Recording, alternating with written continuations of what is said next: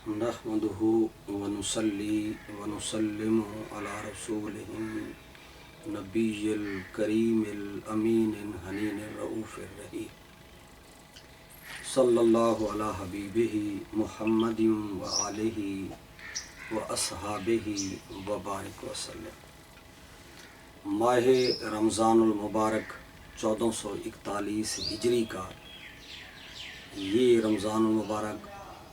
امت کے لیے، انسانیت کے لیے امتحان، ابتلا، آزمائش اور کرونا وائرس کے باعث طرح طرح کی مشکلات سے گزر رہا ہے، اور سازشوں سے اور امتحان سے، اور ہم اپنے کیے اعمال کی سزا کے تناظرات سے گزر رہے ہیں۔ تو رمضان المبارک کا مہینہ یہ برکتوں والا اور رحمتوں والا مہینہ ہے۔ اس مہینے میں ایک نیکی کے بدلے جو ہے 70 اللہ رب العزت کی عنایات اور اللہ رب العزت کے فضل اور کرم کے دھارے جو ہیں،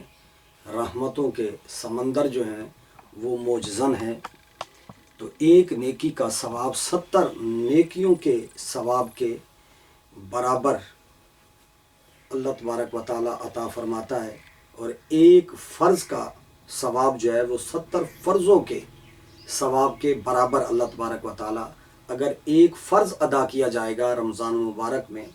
تو اس کا اجر اور اس کا ثواب 70 گنا بڑھ جائے گا۔ اگر کوئی نفلی نیکی، صدقے کی، خیرات کی اگر کی جائے گی، یا ایک رکعت نفل پڑھے جائیں گے تو اس کا اجر بھی 70 گنا بڑھ جائے گا۔ قرآن کی تلاوت کا، نیکی کا، خیر کا، بلائی کا،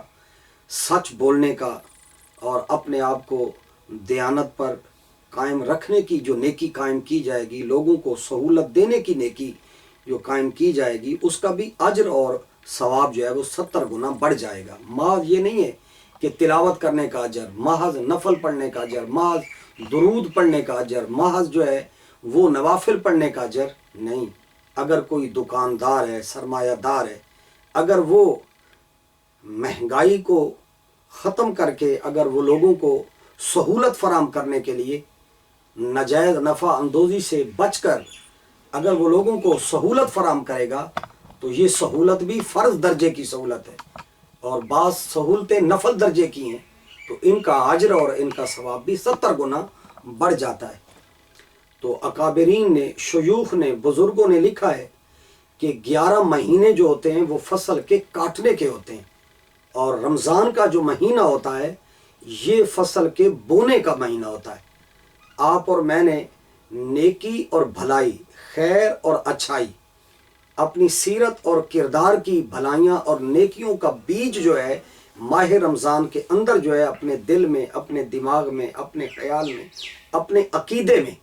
توحید کا بیج، نبی علیہ الصلوۃ والسلام کی محبت کا بیج،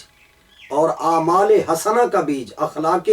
حسنہ کا بیج، توبہ و استغفار کا بیج، دعا و مناجات کا بیج، قرب اللہ کا بیج، تقرب اللہ کا بیج، اور توجہ اللہ کا بیج، اللہ اور اس کے رسول کی یاد کا بیج ماہ رمضان کے اندر بوئیں گے، اور اس کے ثمرات اور اس کی برکات، اس کی تجلیات، اس کے اسرار، اس کے رموز، اس کا فیض، اس کی برکت، اس کی خیر اور بلائی جو ہے وہ سارا سال آپ اور میں کاٹتے رہیں گے۔ تو اللہ تعالیٰ آپ کو، مجھے اس ماہ رمضان المبارک کے اندر یہ نیکیاں، یہ بھلائیاں، نفل نیکیاں بھی اور فرض اور واجب نیکیاں بھی، ان کی اللہ تعالیٰ آپ کو، مجھے معرفت عطا فرمائے، اس کی پہچان عطا فرمائے۔ تو یہی وجہ ہے کہ اللہ تبارک و تعالیٰ نے انسان کو بندگی کے لیے پیدا کیا ہے، اور انسان جو ہے یہ یہاں چند روزہ زندگی کا مہمان ہے، یہ سراہ ہے، اور یہ جو ہے یہ مہمان خانہ ہے جس میں آپ اور میں اپنی مہلت اور اپنی مدت عمر کو مکمل کرنے کے بعد آپ نے اور میں نے اس مہمان خانے کو چھوڑنا ہے۔ تو لہذا خوش نصیب ہیں وہ لوگ جو رمضان المبارک کے اندر تراویح کی صورت میں، رات کے قیام کی صورت میں، اور رمضان المبارک کے روزے کی صورت میں، قرآن مجید کی تلاوت کی صورت میں، نبی علیہ الصلوۃ والسلام کی ذات پر درود اور سلام پڑھنے کی صورت میں توبہ و استغفار کی صورت میں، دعا و مناجات کی صورت میں اپنا ٹوٹا تعلق اپنے رب سے اور اپنے نبی صلی اللہ علیہ وآلہ وسلم سے قائم کرتے ہیں۔ تو لہٰذا یہ رمضان المبارک کا مہینہ بندے کا اپنے رب سے تعلق جوڑنے کے لیے آیا ہے۔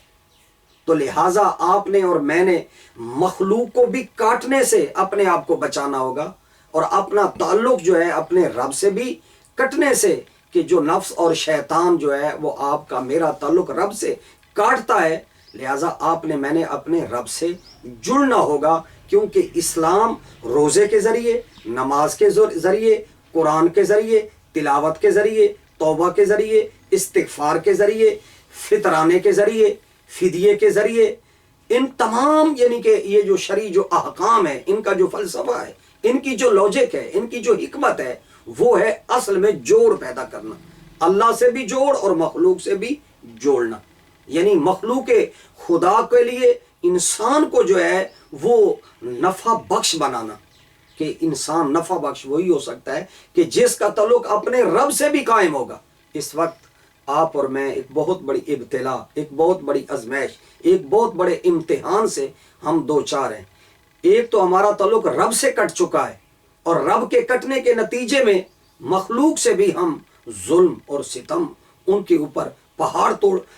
ڈھانے میں آپ اور میں گریز نہیں کرتے۔ لامالا یہ نتیجہ ہے اس بات کا کہ جب آپ اور میں اپنے رب کو فراموش کر بیٹھیں گے، اللہ اور اس کے رسول کو بھول جائیں گے، اللہ اور اس کے رسول کے بھولنے والے آدمی کہ جو نماز کی صورت میں بھول گیا ہے، ذکر و اذکار کی صورت میں رب کو بھول گیا ہے، نماز کی صورت میں جو بھول گیا ہے، اب وہ یہ کہے کہ میں مخلوق کا خیر خواہ ہوں، نہیں، مخلوق کی خیر خواہی رب کے تعلق کے نتیجے میں میسر آتی ہے۔ تو لہذا اس وقت دو خانوں میں ہماری زندگی بڑھ چکی ہے۔ کچھ لوگ حقوق اللہ کی ادائیگی کرتے ہیں تو حقوق العباد کی ادائیگی نہیں کرتے، اور کچھ لوگ جو ہیں وہ حقوق العباد کی ادائیگی کرتے ہیں تو حقوق اللہ کی ادائیگی نہیں کرتے۔ تو لامالا روزہ جو ہے اس فلسفے کو، اس لاجک کو حاصل کرنے کا بہترین ذریعہ ہے کہ بندہ اپنے رب سے بھی اپنے تعلق کو قائم کرے اور مخلوق سے بھی اپنے تعلق کو قائم کرے۔ تو لہٰذا یہ رمضان المبارک کا مہینہ یہ نیکیوں کے موسم بہار کا مہینہ ہے۔ حضور سرکار دو عالم صلی اللہ علیہ وآلہ وسلم ماہ رمضان کو کیسے گزارتے تھے؟ صحابہ کرام بیان کرتے ہیں کہ حضور سرکار دو عالم صلی اللہ علیہ وآلہ وسلم کے رمضان المبارک کے اندر جو معمولات تھے، جو آپ کے اخلاق تھے، آپ کے جو اعمال تھے نبی علیہ الصلوۃ والسلام کے، وہ 3 باتوں کے اندر اضافہ ہو جاتا تھا۔ نبی علیہ الصلوۃ والسلام ماہ رمضان المبارک کے اندر نفلی عبادات میں پہلے سے زیادہ اضافہ فرما دیتے تھے۔ لہٰذا حضور سرکار دو عالم صلی اللہ علیہ وآلہ وسلم عام معمولات کے اندر بھی نبی علیہ الصلوۃ والسلام کے متعلق منقول ہے، صحابہ بیان کرتے ہیں حتیٰ یتوارا مت قدمہ ہو، کہ نبی علیہ الصلوۃ والسلام کے قدمین طیبین طاہرین متورم اور زخمی ہو جاتے عبادت کے اندر، اتنا نبی علیہ الصلوۃ والسلام لمبا قیام فرمایا کرتے۔ لہٰذا ماہ رمضان المبارک کے اندر آپ کی وہ نفلی عبادت بڑھ جاتی، نبی علیہ الصلوۃ والسلام لمبا قیام فرماتے۔ صحابہ کرام بیان کرتے ہیں کہ نبی علیہ الصلوۃ والسلام دوسرا آپ کے اخلاق ماہ رمضان میں، آپ کے اعمال، آپ کے معمولات ماہ رمضان کے اندر جو تھے صدقے کے، خیرات کے، نیکی اور بھلائی کے، اس میں بھی اضافہ ہو جاتا۔ نبی علیہ الصلوۃ والسلام اپنے ہاتھوں کو کھول دیتے، خرچ فرمایا کرتے مخلوق پر، کھلے دل سے صدقہ و خیرات فرمایا کرتے۔ یہ دوسرا آپ کا عمل مبارک ماہ رمضان مبارک کا تھا۔ تیسرا، آپ صلی اللہ علیہ وآلہ وسلم کثرت کے ساتھ دعا و مناجات، گریہ و بکا، دعا و مناجات، توبہ و استغفار اور اللہ تعالیٰ کی طرف آپ رجوع فرمایا کرتے کثرت کے ساتھ۔ تو لہذا یہ معمولات نبوی، یہ مسلمانوں سے، آپ سے، مجھ سے اور پوری انسانیت سے،